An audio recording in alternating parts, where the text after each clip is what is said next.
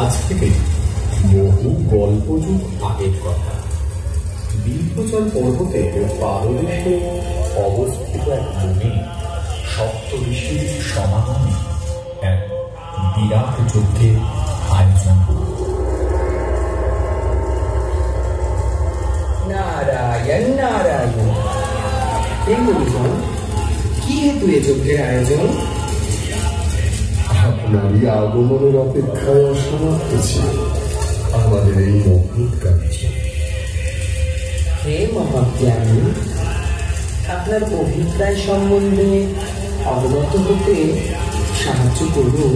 বেশ বেশ, এই দেখুন, আজ আমরা আমাদের একত্রিত প্রয়াসে এই অখিল ব্রহ্মাণ্ডের কল্যাণ হেতু মহাযজ্ঞের আয়োজন করেছি।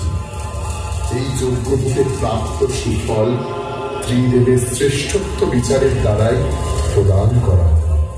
নারায়ণ নারায়ণ। অর্থাৎ যজ্ঞ শেষে তিলক গমন করবেন আপনারা? না না মুনিবর, যজ্ঞ একত্রিত প্রয়াসে হলেও ত্রিলোক গমনের ক্ষমতা রাখেন একমাত্র গুরু। তিনি গমন করবেন যজ্ঞ ফল সহিত ত্রিলোক।